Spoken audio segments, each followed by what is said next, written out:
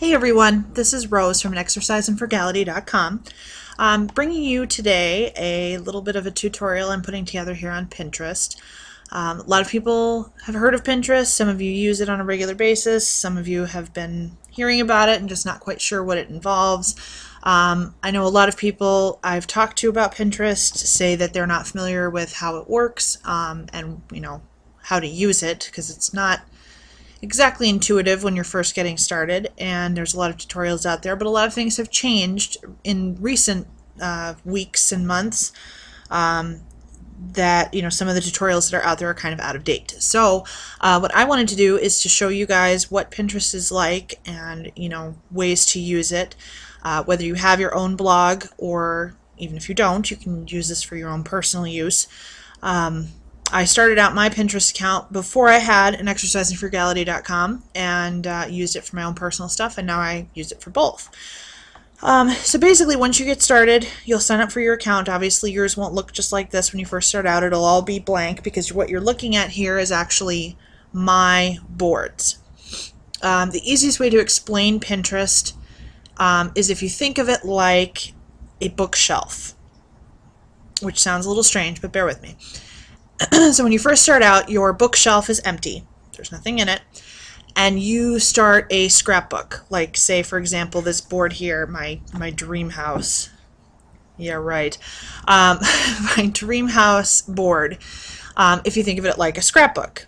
So basically, when you're looking here, you're looking at all these different boards in my Pinterest account. Think of them as each their own individual scrapbook, categorized by different things.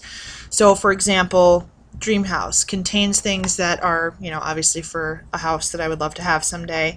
Wedding ideas, this is where I've been keeping all of my wedding ideas that I find on Pinterest, and so on and so forth. So you can make your own boards, you can title them whatever you want, you can organize it however you want. You can go in and delete and change them. It's very fluid. Everything's always changing. So, just for an example, these are all the different boards I have. You can have, I think, as many as you want. I have yet to reach a limit. People organize them all different ways. Some people, instead of having a dream house board, they have a living room board and a dining room board and a bathroom board. Whatever you want to have, whatever makes sense for you, you can organize it however you want. So just for an example, I'm going to click on my dream house board just to show you what a board looks like once you start adding stuff to it. And we'll come back to this, but first I want to show you how to make a board and what Pinterest is actually like when you're first using it. So if I were to create a new board, I could title it here, and let's just say I want to call it Crockpot Recipes. Okay, I can add a description here if I want to. I don't. I can tell it what category this is for, food and drink. The reason for this is when you include a category, and I'll show you this in a minute, other Pinterest users, when they search for food and drink, may find new things through what you have pinned on your board. There's an option here now. This is something that they've added recently. You can make the board secret, which means only you can see what's in it, or you can leave it public, which means other Pinterest users can see what's on your board. I'm going to make mine public, so we'll leave that as it is. And now this is my empty board. There's nothing on it yet. So what I'm going to do is go to the main Pinterest homepage, and that's what you'll see here. This is things that other people have pinned, people who I follow on Pinterest, and you can add followers, and we'll talk about that too. But basically, since we started a crockpot cooking board, we're gonna search over here for crockpot recipes. If you were looking for specific crockpot recipes, for example, say you wanted only chicken crockpot recipes, obviously you could search for chicken crockpot, and so on and so forth. You can be as specific or general as you want. So, as you can see, we have all sorts of delicious things that can be made in a crockpot. So, what we're going to do is we're going to add a pin to our board. Think of it as cutting out something out of a magazine and sticking it to your thumbtack board, your cork board in college. You know, it's the same basic concept. Pinterest is basically a collection of things, ideas, recipes. People use it for a lot of different things. So let's just say I'm interested in this crockpot queso recipe. Now, most Pinterest pins, when you click on them, it'll show you, you know, sometimes there's a description here. It'll show you other people who have pinned it and where it's pinned to. So see, there's some other people here. And if I like it, I could say, yeah, I want to follow the person who pinned this originally. And then you'll see more things that that person has added. You don't have to, it's just a little more complicated if you do that. What the nice feature about Pinterest is now that I have this up in this screen here, I can click and it will take me to where that recipe originated.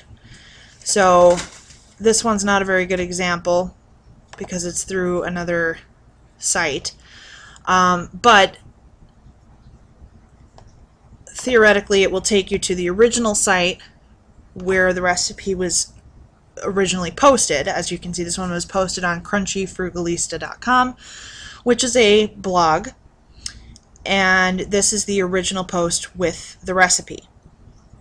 So a lot of Pinterest pins, you'll click on them, it'll take you right to this page. And basically, that has an annoying ad on it, but basically what you can do is see, let's see if this one works right away. It's loading here. It'll take you right to the page with the recipe or the instructions, depending on what type of pin it is. So basically that's what that is here. You can like something. I'm not really a fan of the like function. You're already pinning it on your board. I think the like is kind of unnecessary personally. So let's go back to our crockpot queso. We're going to click pin it. Now it's going to ask me which of my boards I want to repin to. So these are all the ones that I have started. Since we're doing the crockpot recipes board, we're going to do that here. The description is public, so if you write a note to yourself, just remember that other people can see it, unless of course your board is private. So what you can do here is, you know, if you wanted to make this would be great for the Super Bowl, or whatever kind of comment you want to make, you could do that here. And then you're going to click pin it. And what that does is saves it to your board. So if we go back over here to my boards and I click the crockpot recipe board that we just created, something's not working, but it should show you the recipe in here, which it's not, of course, at the moment, but it is there. So basically you can add to your boards. Now, as I just showed you over here, there is a list of options here. Your pins shows you all of your pins from every single board. Not exactly a useful feature, I think, because the next one down is your boards, which is the menu that you're seeing here. And by having your boards selected rather than your pins, it will be selected by category, and so it's just a little bit easier to view each thing. The add pin feature brings up this dialog box, and basically what this is say you're on a blog, like let's just say you happen to be on my blog, An Exercise in Frugality, and you see something that you like on my blog. You can copy the URL here. As you can see, I've got some already populated because I've pinned them before. So you're going to put your URL in there of whatever thing you find on the internet that you want to add to Pinterest, say it's not already on there. Now what this does is it's going to pull images from that page. So this happens to be a blog post that I wrote a while back called Adventures in Stockpiling, which has information and pictures about my stockpile. So the images that you see here are the same images that are on the blog post that I'm pinning or saving to my board. So you could select any one of these pictures to represent that post. If it was a recipe, maybe some of these pictures would be of the preparation, one might be of the final product. It doesn't really matter, it's just a matter of preference. If you're pinning things in the hopes to get other people to pin things, it's best to pick a picture that's not only pretty but kind of summarizes the end result. In this case, I would pick this one here, which is the cover photo for the blog post that I wrote. And again, we get this same dialogue as before, asking which board we want to add this to, and again asking for a description. So in this case, I'm going to put a useful resource. I can't type today. Useful resource for stockpile information. You can put whatever you wanted in here, make sure it's relevant so that you know what it is. Click pin, and now it's pinned to, oops, now it's pinned to my board and exercise in frugality. So if we go back to my boards and exercise in frugality, obviously I already had it pinned on there, so it's now going to be on there twice, which is fine.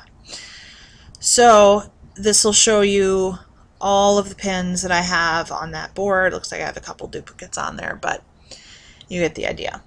So basically, now you can go back at any time and reference things that are in your boards. For example, I have a summertime board here. These are all things relevant to summer. Freezer cooking, obviously freezer cooking. So if at any time I want to go back and reference these things that I've found over time that are really cool, I can go back and find them again. It's basically like scrapbooking digitally in a way.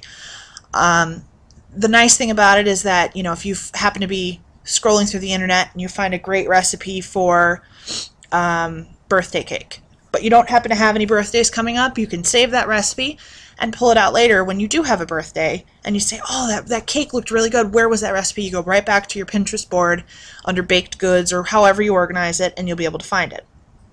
The nice thing about these is that they are editable. So you can delete the entire board.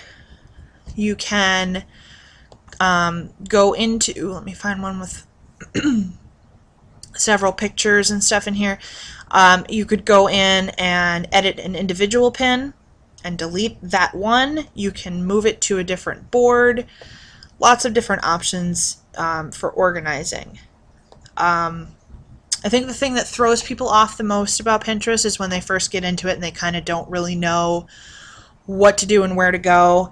You can go through the home page and just kind of randomly look at stuff and just say, oh, that's a really cute skirt, I want to save that. Or if there's something specific you're looking for, obviously you can use the search feature here.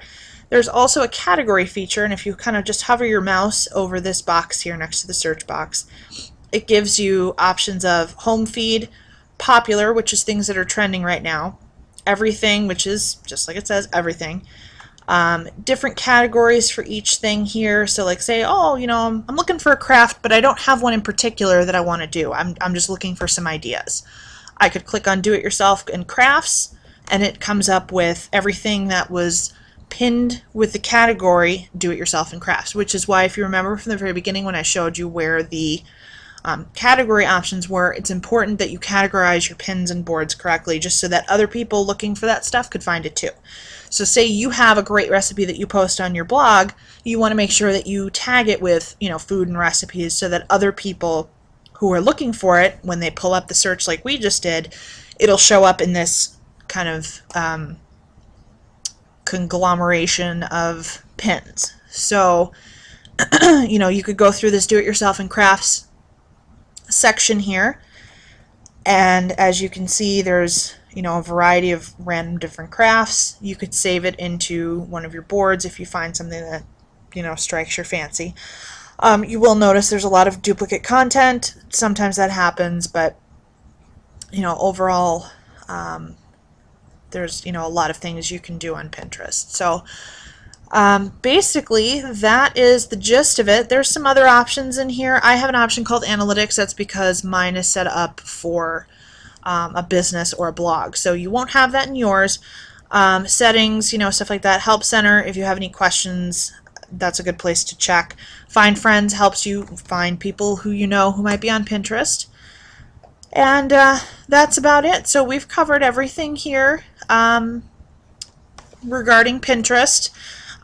You know, please check me out at www.anexerciseinfrugality.com and look for me on Pinterest. Thanks so much and have an awesome day.